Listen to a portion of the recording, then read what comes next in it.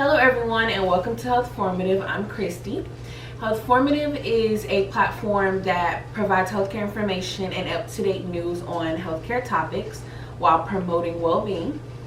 The goal of Healthformative is to inform you of your rights and responsibilities as a patient and a consumer while providing you with the tools and resources that you need in order to navigate the healthcare industry and to encourage you to live a healthy and nutritious lifestyle. A little bit of background about me. I went to school for healthcare administration. I worked at a health insurance company for a year and a half, and I currently work for one of the top rehab clinics in the state of Florida. A lot of people don't know, what they're getting when they pay for their insurance plan. They don't understand it.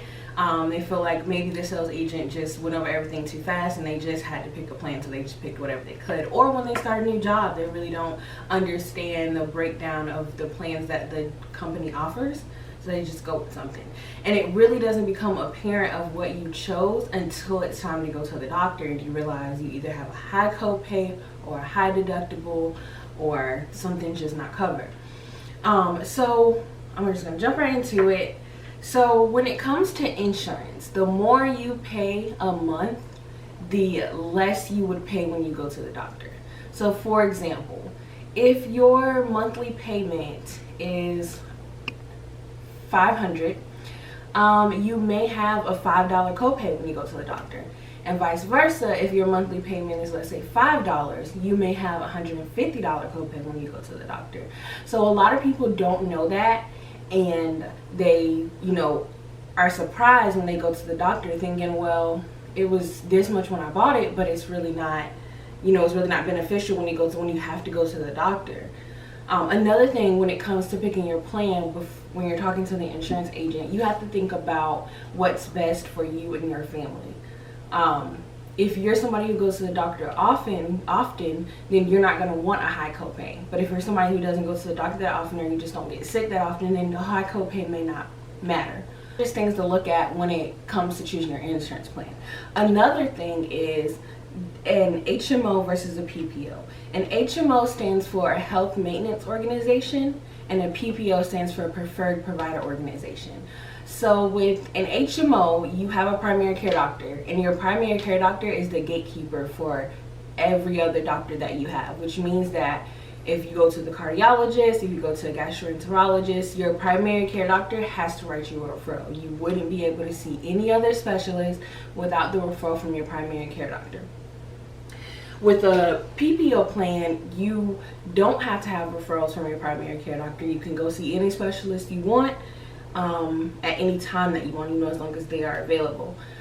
But a PPO usually is more than an HMO monthly, and even benefit wise, a PPO could be more out of pocket than an HMO. So again, when choosing those, it just depends on what type of health you have yourself, you and your family. If you always have to take your kids to the doctor, then I would recommend an HMO. If you always have to take them to, if you hardly ever have to take them anywhere, then a PPO. But with that being said as well, if you always have to take your kids to a doctor, but it's not the primary care doctor, if you always have to take them to, let's say, a cardiologist, then an HMO may not be for you. You may benefit more from a PPO because you don't want to have to keep getting a referral. Typically, and what a lot of people don't realize, and again, you have to check with your doctor, but typically referrals are only good for 90 days.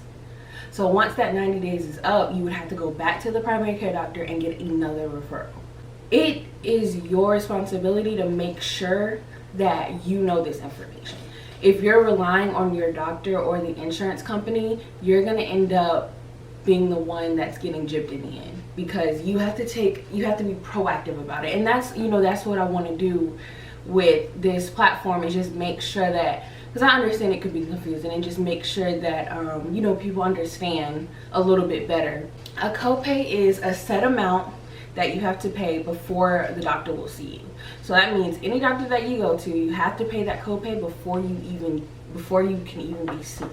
Now, some doctors, again, check with your doctor. It probably depends on the specialty. They will let you pay it after the visit. And by after, I mean when you go to check out, not in the mail. I mean when you go to check out, they may let you do that.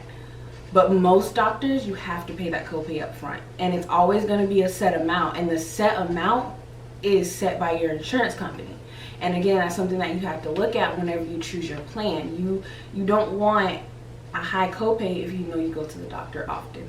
Deductible is the amount that you have to meet on your plan before the insurance will pay a percentage of your services. And again, this just depends on the service. So 9 times out of 10, it's usually like hospital or for an MRI, or even maybe some specialist visits. So basically what that means is if you have a $5,000 deductible, you have to meet that deductible before the insurance company will pay their portion. Now, it doesn't mean that it's not covered. What that means is your insurance company and the doctor's office come to an agreed allowed amount, right? So you pay the contracted amount that they agreed on. So for example, if you go to the hospital and you get and they bill the insurance company $1,000, the insurance company may say, well, we only allow $500 for this service. So the hospital has to accept that amount, but you pay the $500. So you don't pay the $1,000, you pay the $500 because that is the agreed amount. So once you meet that deductible, then the insurance company pays their percentage. So for co-insurance, that is the percentage amount that you and your insurance company agree on. So let's say, for example, it may be 60-40. So that means that the insurance company pays 60% and you pay 40%.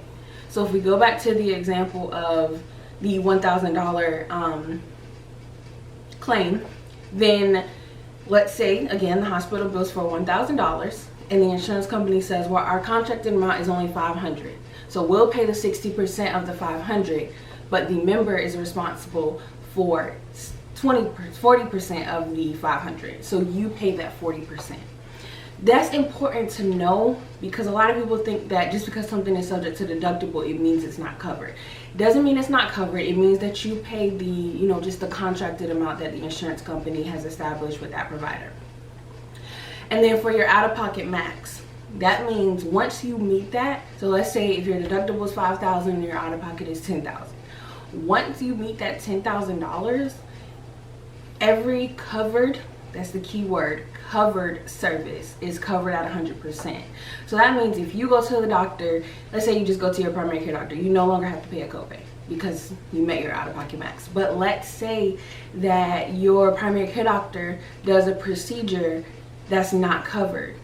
If it's not covered by your insurance company, they're not going to cover it regardless of if you made your out-of-pocket max or not. If you don't go to the doctor often, then the $5,000 deductible may not be a big deal. But if you do, then it may be. So if you do go to the doctor more often, you do want to get a plan that has a cheaper deductible and cheaper out-of-pocket that you would meet right away. The more you pay a month, the less you get in benefits, and vice versa. So if you again pay $500 a month for insurance, then you may only have a $150 deductible. So that's where the confusion comes in, because it's all about what you can afford. You have to look at what you can and can't afford.